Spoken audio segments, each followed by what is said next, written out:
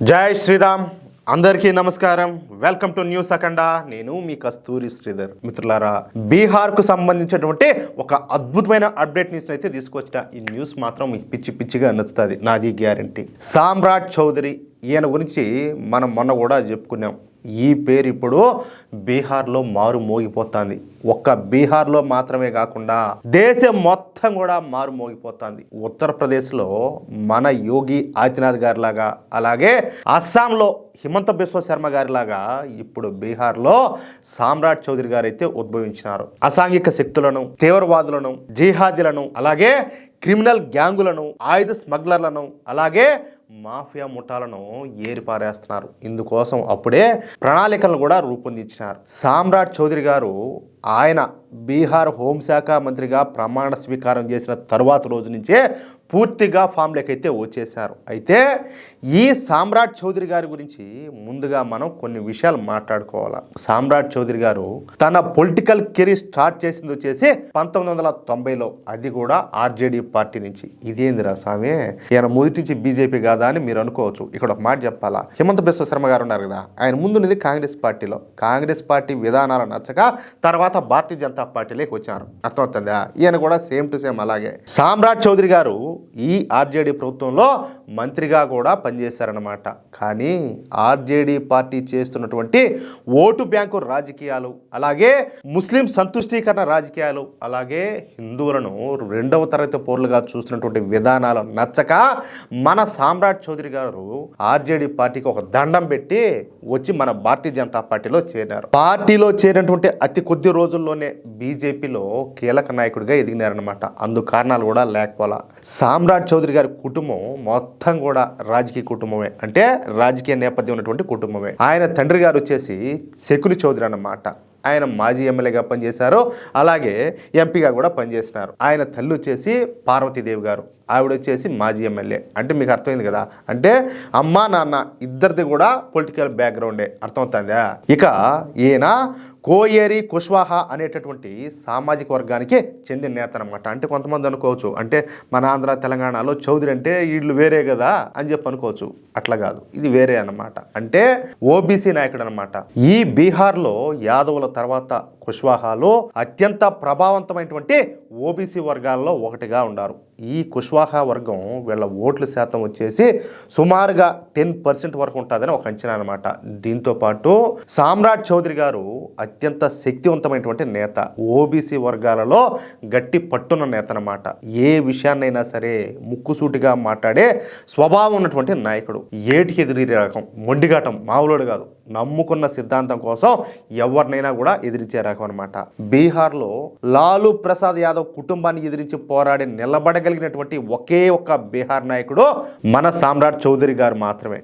నిజానికి బీహార్లో లాలూ ప్రసాద్ యాదవ్ కుటుంబాన్ని ఎవరు కూడా విమర్శించరు. విమర్శిస్తే వాళ్ళ పని అయితే ఇంకా వేరే మాటేలే ఇంకా. కానీ సామ్రాట్ చౌదరి గారు మాత్రం లాలూ ప్రసాద్ యాదవ్ కుటుంబాన్ని ధైర్యంగా విమర్శిస్తా, వాళ్ళది అవినీతి కుటుంబం అని, వాళ్ళవి గూండా రాజకీయాలని చెప్పి పేర్కొంటా మొన్నటి ఎన్నికల్లో స్టార్ క్యాంపెయినర్గా ప్రచారం చేసినారు. అందుకే భారతీయ జనతా పార్టీ అధిష్టానం ఏరి కోరి మన సామ్రాట్ చౌదరి గారికి హోంశాఖనైతే అప్పగించింది. అంతే. ఇక ఆయన హోంశాఖ మంత్రిగా ప్రమాణ స్వీకారం చేసిన రోజునే బీహార్లో మొట్టమొదటి ఎన్కౌంటర్ అయితే జరిగింది. అది కూడా సామ్రాట్ చౌదరి ఆదేశాలను అనుసరించే ఈ ఎన్కౌంటర్ జరగడం విశేషం అన్నమాట.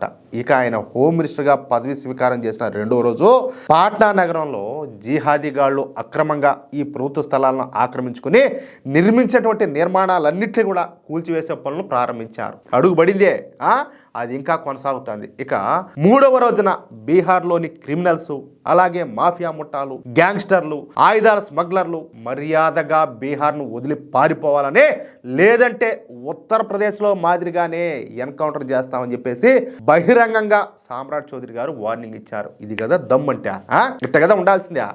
కాదు, ఇంకెట్ట మార్దో చూద్దాం ఉండండి బీహార్ రాష్ట్రం, ఇంకెట్ట మార్దో చూద్దాం ఉండండి. ఇక ఇప్పుడు కొత్తగా ఈవ్ టీజర్లు అంతా చూస్తున్నారనమాట. ఈ ఈవ్ టీజింగ్ అనేది బీహార్లో అతి సర్వసాధారణమైనటువంటి విషయం. అన్ని కాలేజీల దగ్గర, అలాగే ఈ స్కూల్స్ దగ్గర అమ్మాయిలను ఏడిపించడం అనేది బీహార్లో ఎప్పుడు కూడా జరుగుతూనే ఉంటుంది. దీంతో ఈ స్కూల్స్ అలాగే కాలేజీల దగ్గర అమ్మాయిలను ఏడిపించే వాళ్ళ లిస్టులను తయారు చేస్తున్నారు. ఈ లిస్టులో వాళ్ళను పోలీస్ స్టేషన్లకు తీసుకొచ్చి పోలీసు లాంఛనాలతో, తెలుసు కదా మీకు పోలీసు లాంఛనాలు అంటే ఎట్టుంటాయా, మామూలు ఉండదు మోత, ఆ విధంగా గుర్తుండిపోయే విధంగా మర్యాదలన్నీ కూడా వేస్తున్నారంట. ఇక అంతటితో ఊరుకోకుండా వాళ్ళపైన కేసులు పెడతారు. అలాగే ఇకపైన బీహార్లోని స్కూల్స్ అలాగే ఈ కాలేజీల దగ్గర ఈ గూండాలు, ఈ రౌడీ ముండా కొడుకులు అంతా ఉంటారు కదా, వీళ్ళు ఈవ్ టీజింగ్ జరపకుండా ఉండేందుకు ప్రత్యేకంగా పోలీస్ టీములు కూడా ఏర్పాటు చేసినారు. వాళ్ళనే పింక్ పెట్రోలింగ్ టీములని, రోమియో స్క్వాడ్ అని కూడా అంటారనమాట. ఈ పింక్ పెట్రోలింగ్ టీములు వివిధ కాలేజీలు అలాగే ఈ స్కూల్స్ దగ్గర అమ్మాయిలను కాపాడమే వీళ్ళ యొక్క కర్తవ్యం. బీహార్లో అమ్మాయిలకు ఏదైనా జరిగితే సంబంధిత పింక్ పెట్రోలింగ్ టీములదే బాధ్యత. ఇంకా దాన్ని బట్టి మీరు అర్థం చేసుకోండి.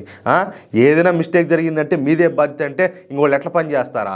అట్లా ఉండాలా. అంతేకాకుండా ఈ పింక్ పెట్రోలింగ్ టీములకు విశేషమైనటువంటి అధికారాలను కూడా అప్పగించారు. వాళ్ళు ఈ ఈవ్ టీజర్ల మీద ఎటువంటి యాక్షన్ అయినా సరే తీసుకునే విధంగా వాళ్ళకి అధికారాలను అయితే అందించారనమాట. ఇంకేమన్నా తిరిగి ఏమన్నది ఇంకా సావొట్టి చెవులు మూసిపెడతారు, ఊరికే కూడా కాదు. ఇక రాబోయే రోజుల్లో బీహార్లో ఉన్నటువంటి జిహాదీగాళ్లపైన మన సామ్రాట్ చౌదరి గారు దృష్టి పెట్టున్నారు. అంటే ఇన్నాళ్లకు బీహార్ రాష్ట్రానికి ఒక సరైన మగాడు హోమ్ మినిస్టర్గా దొరికినాడు. అది విషయం. చూడండి, ఇందుకు గదే చెప్పేదా నాయనా, భారతీయ జనతా పార్టీ ఉంటే అన్ని సక్రంగా ఉంటాయి, ఆడోళ్ళాడంతా మూసుకొని ఉంటారు, ఈ గ్యాంగ్స్టర్లు, రౌడీలు, గోండాలు, ఈ బోసడాగాళ్ళు ఎవడు ఉంటారని చెప్పేది ఎందుకంటే ఇందుకే. అర్థమైందా మిత్రులారా? ఈ న్యూస్ కనుక మీకు నచ్చినట్లయితే ఖచ్చితంగా ఈ న్యూస్ నలుగురికి షేర్ చేయండి.